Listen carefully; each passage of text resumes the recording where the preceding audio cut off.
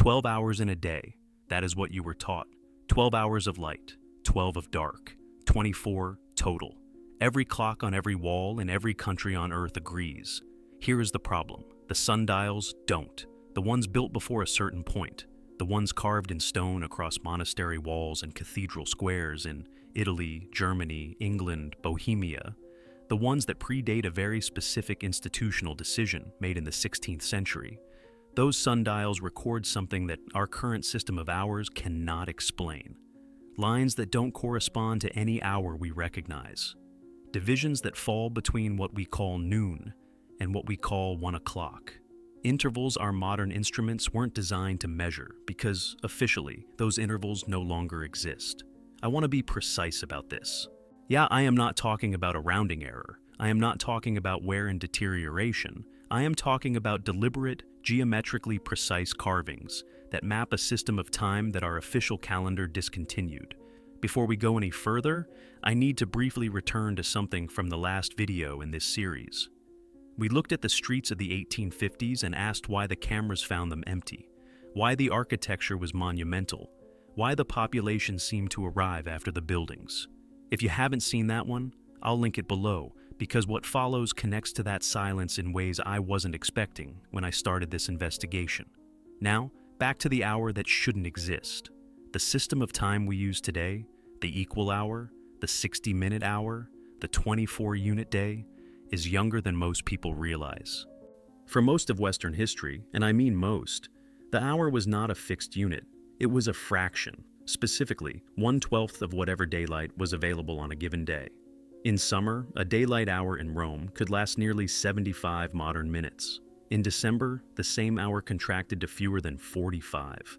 The night hours compressed and expanded in the opposite direction. This was the temporal hour system, horae temporales in Latin, and it governed every monastery, every city, every court in Europe for over 1,000 years. The monks knew it, the merchants knew it, the astronomers knew it, and the sundials built under this system were calibrated to record it. Here is where it gets interesting. The transition away from temporal hours toward our current equal hour system did not happen overnight. Then it happened across 2 centuries, roughly 1300 to 1500 CE, driven largely by the spread of mechanical clocks in European towers. And the official narrative describes this transition as organic, gradual, a natural consequence of better technology. Maybe. Or maybe something was removed in the process. Stay with the timeline.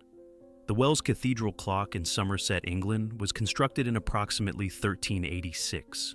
It is one of the oldest functioning mechanical clocks in the world. Its face has 24 divisions, not 12. The Prague horloge, built in 1410, carries a 24-hour outer dial calibrated to what the records call Bohemian time. Its inner mechanisms track lunar phases, the position of the sun and the zodiac, and the rising and setting of celestial bodies in a system that our current simplified clock face makes no attempt to display. The Palazzo della Ragione clock in Padua, 1344. Designed by Jacopo de Dondi, documented in a surviving manuscript by his son. Single hand, 24 hours. Tracking not just time, but the position of the heavens. 3 clocks, 3 different cities, all recording a version of the day that our current system, our 12-hour clock, our 2 AM-PM cycles, fundamentally abandoned. I want to be clear about what I am not saying. I am not saying these clocks prove a conspiracy. I am saying that the transition from a 24-hour single-cycle clock to the 12-hour doubled system is a choice, a recorded, documented, institutional choice. And the sundials built before that choice still carry the geometry of what came before. The question I cannot stop asking is this: what exactly was before? I want to start with a number that most people have never heard: 36. That is how many segments the ancient Egyptian sky was divided into. Not 24, not 12, 36. Each segment was called a decan. Each decan corresponded to a constellation, a 10-day interval in the Egyptian calendar, and an hour of the night sky. This system, documented across tomb ceilings in the Valley of the Kings, was functional enough to track the heliacal rising of Sirius with an accuracy that still impresses astronomers today. 36 decans, 36 units, a different architecture of time built into stone that has survived 4,000 years. In 1901, a salvage diver recovered fragments from a Roman-era shipwreck off the Greek island of Antikythera. What they pulled up took decades to understand. The Antikythera mechanism, a bronze computational device dated to approximately 87 BCE, capable of predicting solar and lunar eclipses, tracking planetary positions, and calculating the metonic cycle, which is a period of 235 lunar months, after which the moon's phases realign with the solar calendar. This device, built 2,000 years ago, was computing something far more complex than the time on a clock face. I'd be curious to know if any of you have encountered this device in your own reading and found the same question I did. If the builders of this mechanism could track cycles of this complexity, why do we assume our current 24-unit day is the final, most accurate version of measuring time? I'm asking sincerely. Because there is a pattern here, not a conclusion, a pattern, and it runs from Egypt through Greece, through Rome, through medieval Europe, and directly into a decision made in 1582 that most people learned about in school without ever being told what it actually meant. October 4th, 1582. That was a Thursday. The next day was October 15th. 10 days were removed from the calendar by official decree. In a papal bull called Inter Gravissimus, issued by Gregory XIII, the Julian calendar, inherited from Julius Caesar in 45 BCE, had accumulated a drift of 10 days against the solar year. The solution was to simply delete them. This is accepted history. This is in every textbook, and I accepted it for a long time. Then I started looking at who made the decision and how and why it was treated as an institutional matter rather than a public one. The Catholic nations of Europe implemented the change immediately. Protestant nations delayed by decades or centuries. Britain and its colonies didn't adopt the Gregorian calendar until 1752, which means that for 170 years, the same person crossing from a Catholic to a Protestant region would experience a different date. The official explanation accounts for the arithmetic. It doesn't fully account for the institutional authority behind the choice, or the absolute certainty with which 10 days were declared to have never happened. If you're finding this worth your time, and I hope you are, consider subscribing. This series goes places that most channels won't touch, and having you along for it means something. Now, back to 1582. Here is what I want you to hold alongside the 10 deleted days. The widespread adoption of the 12-hour double clock, replacing the 24-hour single cycle that you saw on the Prague and Wells mechanisms, was institutionalized across European cities between roughly 1500 and 1600 CE. The same century. Not the same decade, I want to be precise about that. Not the same year, but the same broad institutional moment. The moment when Rome was reasserting calendrical authority over an increasingly fragmented continent. The moment when standardization was being used as an instrument of administrative coherence. The 12-hour clock is more convenient than the 24. It requires less visual precision to read at a glance. It was well suited to the bell towers, replacing monastic timekeeping in town squares across Europe. These are good practical reasons. They are also exactly the kind of reasons that would be given when the practical reason and a deeper reason happen to align. I'm not making this as a claim. I'm making it as a shape. Now, back to the sundials. The temporal hour system, the one that divided daylight into 12 unequal segments, required a different kind of sundial than the equal hour system that replaced it. Temporal sundials have curved hour lines, fanning and contracting across the face in a pattern that tracks the seasonal variation of daylight. Equal hour sundials have straight lines, evenly spaced, because every hour is always 60 minutes regardless of the season. Many of the sundials that survive from before 1600 have temporal hour markings. Some have both. Temporal lines and equal hour lines carved onto the same face, presumably during a transitional period when both systems were in simultaneous use. And some, the ones that have been least restored, that have sat in monastery gardens and cathedral walls and rural churchyards in Central Europe for 5 and 6 centuries. Some of those carry lines that neither system fully accounts for. I know that made some of you uncomfortable, and good, it should. The official explanation is that these are calibration marks, decorative elements, local variations, errors. The official explanation accounts for some of this, but not all of it. And the part it doesn't account for is the hour lines on certain instruments that fall in a position that only makes sense if the day they were designed for had more divisions than we currently use. There's a name that keeps appearing in the horological literature around this period. I'm not ready to discuss it fully yet, but it connects to something in these instruments that I'll return to in a future episode. For now, I want to talk about what happens to the body. In 1729, a French scientist named Jean-Jacques Dortu de Mairan conducted an experiment with heliotrope plants. He placed them in a darkened room with no access to sunlight and observed that they continued to open and close on a regular cycle. No light cues, no external signal. The cycle continued. What de Mairan had discovered was the circadian rhythm, the internal biological clock. We now know this mechanism operates in virtually every living organism on Earth, from humans to fungi to single-celled organisms. It is one of the most conserved systems in biology, meaning it has been maintained across hundreds of millions of years of evolution. Here is what I cannot stop thinking about. The human circadian rhythm, when measured in the absence of all light cues, in total isolation from external time signals, does not run on exactly 24 hours. It runs a little longer, approximately 24 hours and 11 minutes in most individuals. Some studies have found ranges between 24 hours and 5 minutes and 24 hours and 30 minutes, depending on the subject and the measurement methodology. The official explanation is that this is simply biological imprecision, that our internal clocks drift slightly and are corrected daily by sunlight. Maybe. Or maybe the body is running a different program than the one on the calendar. If we accept, provisionally, carefully, with all appropriate skepticism, that the circadian drift represents a remnant of a genuine biological calibration to an earlier time structure, then the question becomes, calibrated to what and when? October 22nd, 1884. Washington, District of Columbia. Representatives from 25 nations gathered for the International Meridian Conference. Their task was to establish a universal prime meridian, the zero line from which all longitude and all time would be measured. Greenwich was chosen.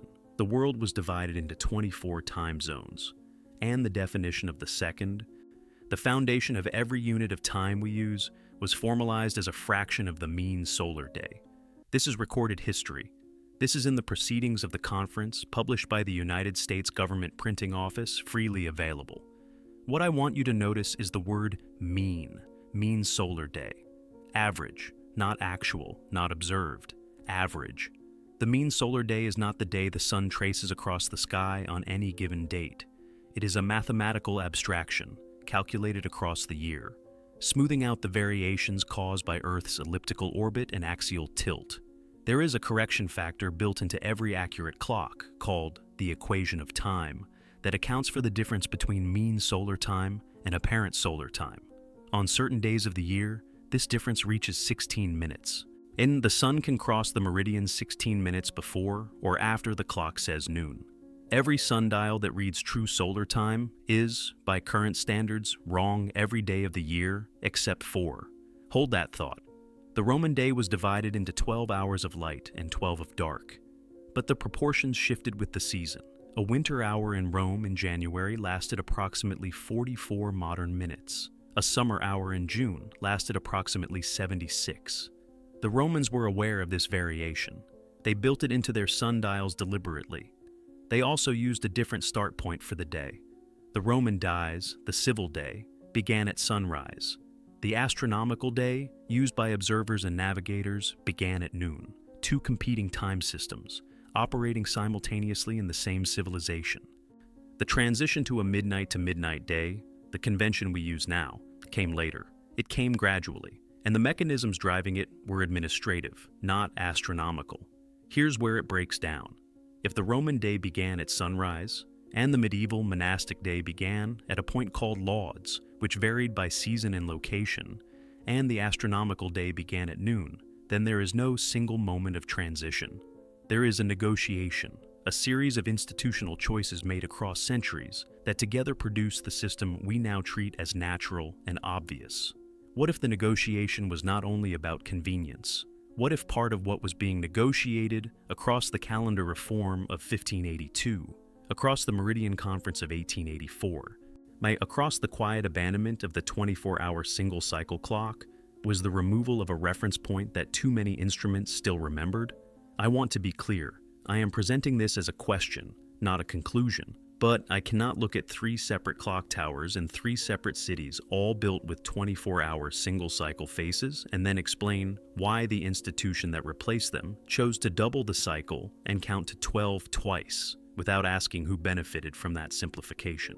There is a connection here to something I found in the construction records of certain pre-1700 observatories that I will need an entire separate video to address properly. It involves measurements that only make sense under a time system with more granularity than 24 hours.